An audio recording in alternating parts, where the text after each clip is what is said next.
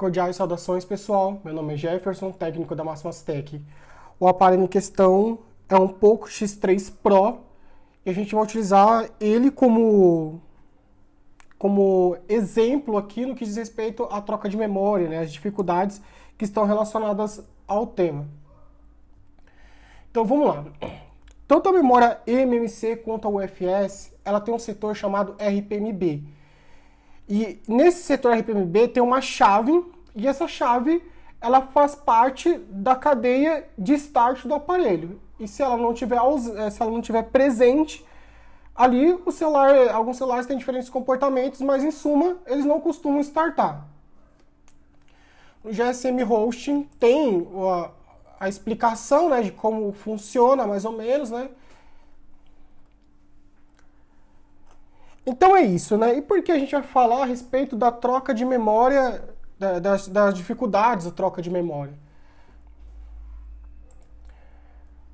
Porque esse aparelho aqui, né, em questão, ele está em modo EDL e pela nossa experiência já entrou alguns Poco X3 Pro e esse aparelho aparentemente ele tem algum problema que a memória dele ela morre muito rápido. Muito rápido. O cliente ele relatou que a tela ficou, parece que com alguns pontos coloridos, depois disso ficou preta e o celular não ligou mais. O fato do celular estar em EDL, na condição que ele ficou em EDL, né? Vou mostrar como ele é reconhecido no computador.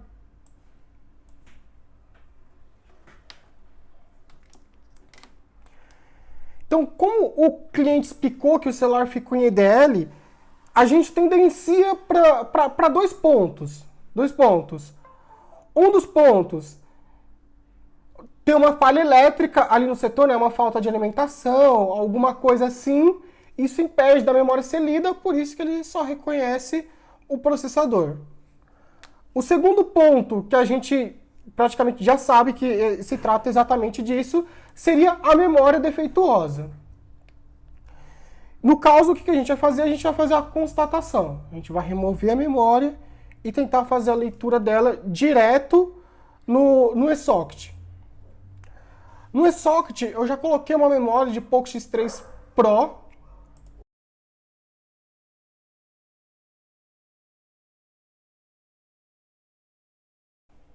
A memória já está aqui. A gente vai tentar fazer a leitura.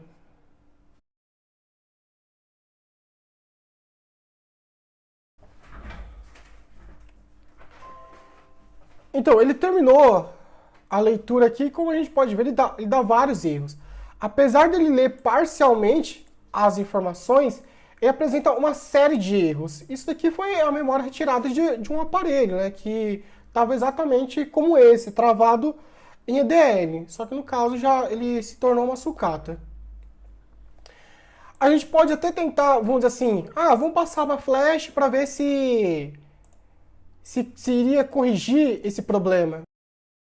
No caso, ele não terminou a leitura, ele está tentando ler, né? Quando fica esse LED laranja aqui, significa que ele está em processo ainda. Mas, enfim, em suma, a gente percebeu que esse aparelho ele apresenta apresentam vários casos em que ele fica travado em EDL. E a condição pela qual ele fica travado em EDL sugere, pela nossa experiência, que é um dano na memória. E isso no dia a dia da assistência, o pessoal sabe que isso acontece. E certos aparelhos parece que tem uma certa tendência a esse tipo de falha. Provavelmente é o tipo de memória usada. Pode ser ainda circuito, né, ou alguma outra coisa ali, mas é bem provável que seja o tipo de memória utilizada. Então é isso, ele vai ficar durante um bom tempo tentando fazer a leitura aí e não vai conseguir. Então, esse aparelho aqui, a gente acredita que encontra-se na mesma situação.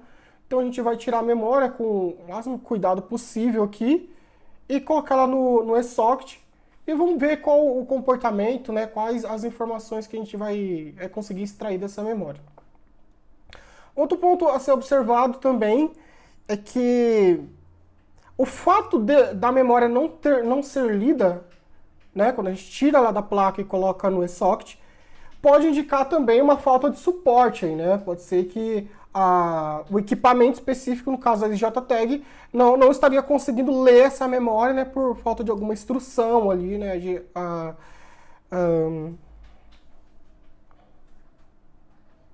por falta de alguma, vamos dizer assim, por causa de um projeto, enfim, né, por causa de uma engenharia, né, preparada ali para lidar com essa memória, né? Então poderia ser isso. Todavia, a questão que implica nisso é que se a gente for verificar nos grupos, nos fóruns, é constante. É constante essa problemática, não só para ISJTAG. Então, pode ser que seja mesmo a memória com problema e pelo próprio fato do aparelho entrar em EDL do nada, indica, mais um ponto que indica para a memória.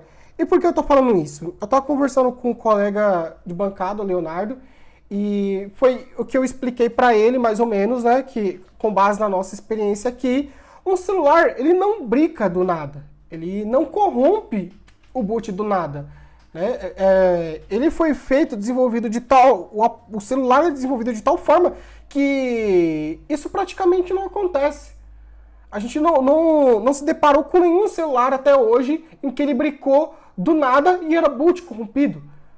Normalmente, quando se tem boot corrompido, é pelo fato de bootloader já estar desbloqueado, em algum processo de atualização e a bateria tá com algum problema, ou a bateria tá baixa, coisas do gênero, e esse processo ele é interrompido, então isso faz com que o celular brique, mas ele bricar, entrar em modo EDL do nada, sugere 2 pontos, né, como informado, uma falha de alimentação na maioria dos casos, ou é a memória morta. Então a gente vai seguir com o reparo, vai seguir com a análise.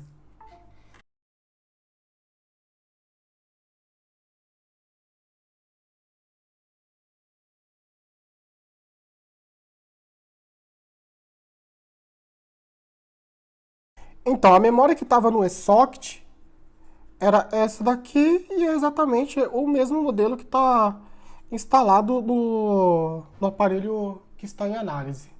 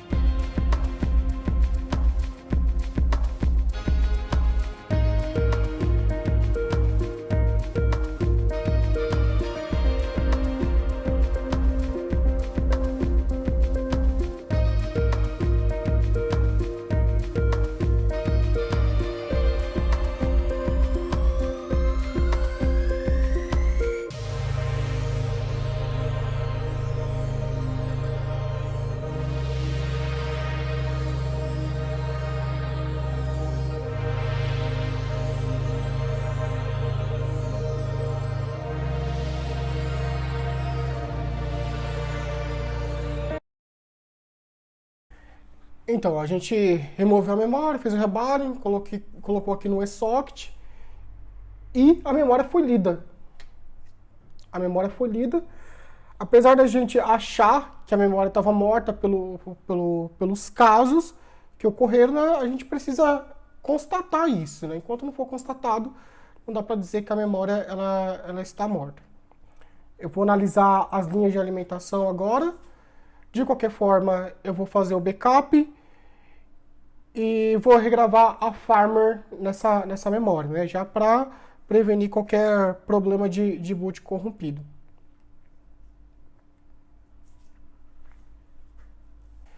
Então aqui ele terminou de fazer a leitura da memória, né? Diz que o status da conta está off, provavelmente o cliente não adicionou ainda uma conta Xiaomi no aparelho. Aqui está a versão da Farmer. É um pouco X3, no caso é a versão global.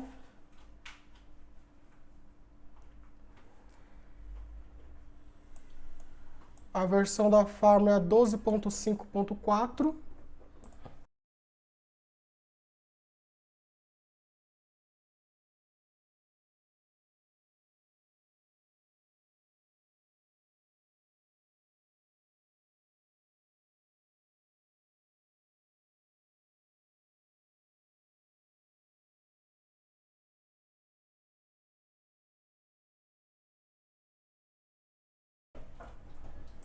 A gente já tem a versão 12.5.5 baixada, então é ela que a gente vai utilizar para fazer a flash. Ele deu alguns erros aqui, mas eu não sei o que significa, né, em que setor que ele deu erro, por que deu esse erro. Esse software ele é bem novo, né, foi lançado esses dias, né, o EFM.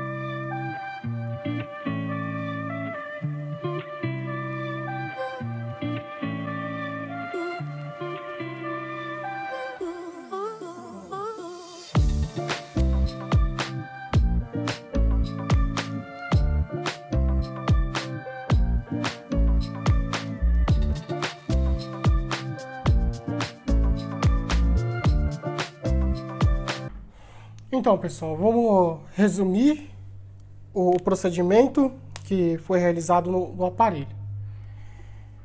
Vamos lá. No primeiro momento, pelo histórico dele, pelo que o cliente relatou, eu sinceramente achei que ia ser um problema na memória UFS dele. Eu pensei que ele estava com a memória UFS danificada. Mas eu pensar não indica muita coisa, ainda tem que ser feito a constatação. E qual a maneira que a gente iria constatar? A gente iria constatar removendo a memória e testando ela na SJTAG. E assim que a gente testou, a SJTAG leu. Aí, por via das dúvidas, eu já regravei a memória, que inclusive levou horas o procedimento para regravar a memória. Então, depois que regravou a memória, eu coloquei ela de volta na placa, mas mesmo assim o aparelho continua em EDL. Eu verifiquei uma linha, uma certa linha aqui, e essa linha eu sei que ela é responsável pela memória RAM. Eu não sei qual é a alimentação específica, porque eu não tenho esquema, mas eu sei que ela é da memória RAM, porque eu tinha uma placa aqui e eu verifiquei para onde essa linha ia. E essa linha, ela estava com uma resistência baixa, a gente verificou aqui. Essa daqui é a memória dele, que a gente colocou, a gente fez uma marcação na memória dele, certo? Na memória RAM. Então, eu verifiquei que essa linha estava com uma resistência baixa, todavia eu não sei qual o padrão, não sei as variações que se tem. Então, o que eu fiz? Eu coloquei a memória do mesmo jeito, o aparelho continuou em EDL. Então, eu removi a memória RAM original dele e comparei com essa daqui a resistência. A resistência da placa doadora estava dando 120 ohms. E essa daqui, a original do aparelho, tá dando, eu acho que 30 ohms, alguma coisa assim. Tá com uma resistência bem baixa. Então eu retirei ela ali por cima do processador. A ideia era não fazer o rebalo no processador. Só que depois, quando a gente colocou a memória nova aqui, o aparelho ele continuou em EDL. Continuou em EDL. Então a única coisa que tinha para ser feita era remover o processador e fazer o rebalho do mesmo. Porque é complicado, a gente viu que ele tem resina por baixo, então pode ser que tenha afetado alguma coisa nele, né? Quando a gente removeu a memória RAM. Então a gente tirou o processador, né, fez todo o procedimento. E depois disso, o celular ficou com LED branco piscando. E eu coloquei no computador, já não reconhecia mais. Isso é característico da bateria estar zerada. A gente constatou aqui que a bateria está zerada. Deixa eu ver se dá para mostrar a porcentagem dela.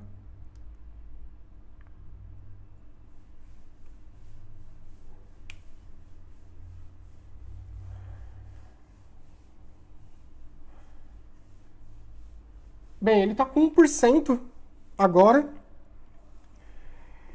E foi isso. A ideia principal era falar a respeito da problemática em trocar as memórias. E, inclusive, eu pensei que esse aparelho era esse caso.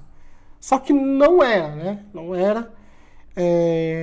Então, fica um outro ponto muito importante. A gente já tem um vídeo aqui no canal falando a respeito disso, que um problema na memória RAM deixa o aparelho em modo EDL. Né? E foi isso exatamente que aconteceu. Curioso também porque o cliente ele falou que deu listras na tela, deu imagens coloridas, depois a tela ficou preta. Isso é característico de falha de memória RAM também, de falha de processador, né? A gente sabe que quando começa a surgir listras na tela, essas coisas, normalmente é processador. E isso acontece mais quando o aparelho ele é derrubado, alguma coisa assim.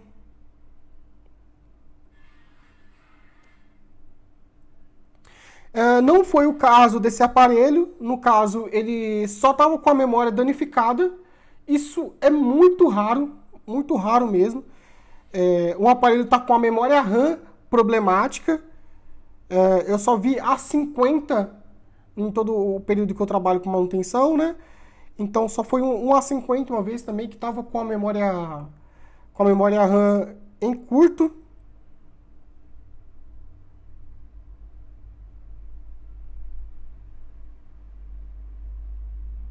Então é isso, pessoal.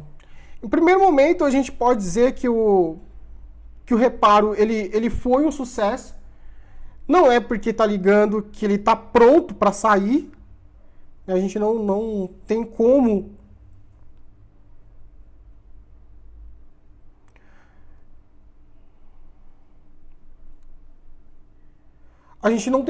liberar o celular assim, porque a gente mexeu no processador, né?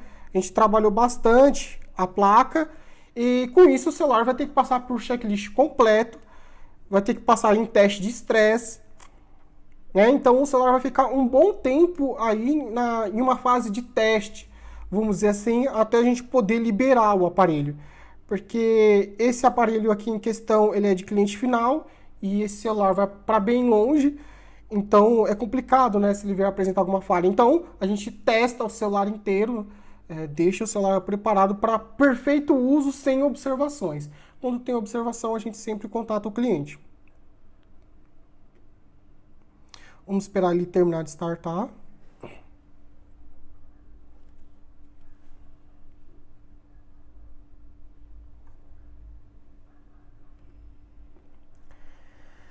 Esse celular aqui, se eu não me engano, ele usa o mesmo processador do que o Mi 9.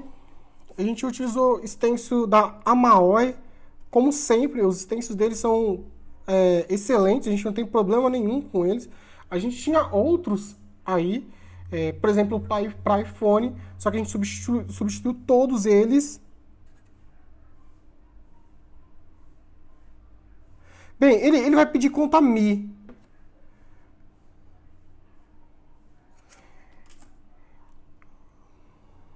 No processo, eu não removi o FRP dele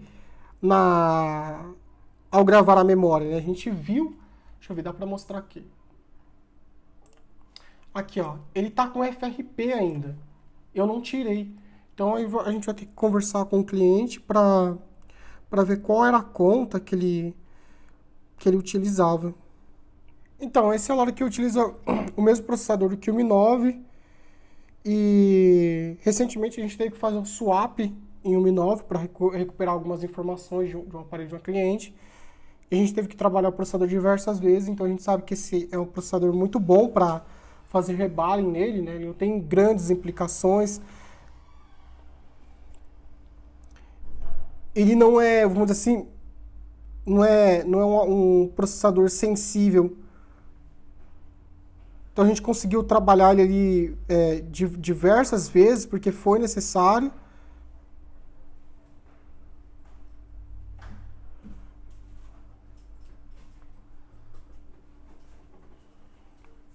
Mas é isso, o aparelho já está ligando, né? Ele está com essa versão de firmware. No processo a gente vai ter que conectar no Wi-Fi, vai ver se tem atualização para ele, né? Ainda não sei se a 12.5.5, que é a que está nele, não sei se essa versão é a última. Vamos ver se tem alguma para ele. Bem, não tem nenhuma, então essa é a última versão. É isso, esse modelo é de 256.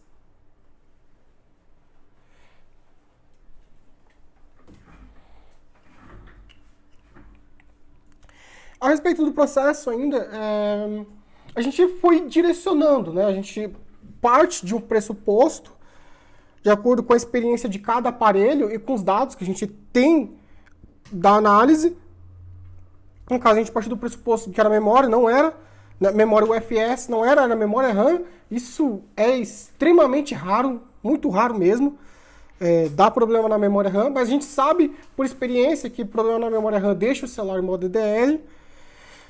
Então foi isso, a gente foi seguindo, trabalhou da melhor forma possível para que o aparelho ligasse, porque é muito tempo investido, né? A gente ficou muito tempo em cima do celular, então a gente trabalha para dar certo, né? Não vai abandonar o aparelho depois de tanto tempo investido, sendo que ainda tinham pontos a serem explorados.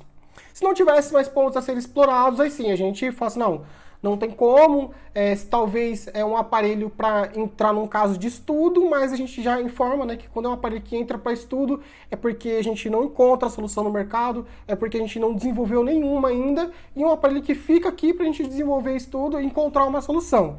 E é o que realmente a gente faz. esse tema de troca de memória, a gente faz muito teste, né? Aqui a gente já tem muito teste desenvolvido relacionado ao tema.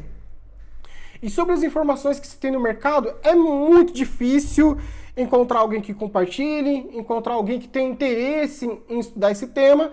Então, infelizmente, esse ponto a gente, vamos dizer assim, fica meio que sozinho estudando esse tema, né? Óbvio que a gente tem alguns colegas, que a gente vê algumas coisas, mas o trabalho mesmo é meio que sozinho, porque é pouco debatido esses temas, né? São poucas as pessoas que trabalham com troca de memória, que realmente manipulam uma memória e sabe o que está fazendo de fato. Então, como esse conhecimento fica superficial, fica difícil discutir e evoluir qualquer tema relacionado à troca de memória, por exemplo, que é algo um tanto complicado. Pessoal, vamos falar a respeito da viabilidade do reparo desse aparelho, né, na maioria dos casos. No geral, a manutenção dos smartphones ela é bem viável. Tanto é, se não fosse viável, não teria o número de assistências que existem hoje, né? As ferramentas evoluíram, né? Tem muitas ferramentas de precisão, tem muito suporte no que diz respeito às boxes, no que diz respeito ao desenvolvimento do software para que se trabalhe nas N problemáticas relacionadas. Então, é comum o pessoal falar assim, por exemplo, a placa está em curto, só trocando. Não. A troca de uma placa, ela só acontece em casos muito específicos. É muito raro isso ser viável. É muito raro isso ser necessário também. Esse aparelho que a gente fez a manutenção, ele estava com um problema muito atípico. Foi muito bem trabalhado, né, durante o processo. Foi um trabalho de muita precisão, né? Os técnicos da área sabem como isso é difícil, tanto do diagnóstico até o procedimento do rebalem, sabe como isso é complicado, e a gente executou todo esse processo com excelência, né? A gente removeu 2 capacitores durante o processo, né? E a gente não mostrou colocando esses capacitores. A gente vai deixar bem claro que todo o processo que a gente faz é mirando a excelência, certo? O nosso checklist, o processo de montagem. Então, se a gente retira um componente, a gente coloca ele de volta. Então é isso, pessoal. A gente já colocou o celular para fazer o throttling, passou no checklist, né? O processador dele foi estressado e o celular está em perfeitas condições.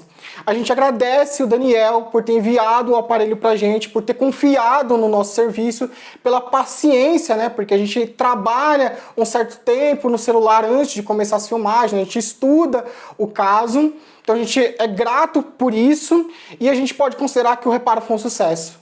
E para deixar claro mais ou menos como que é o procedimento que a gente faz, né? Normalmente a gente só filma o processo de manutenção, da análise.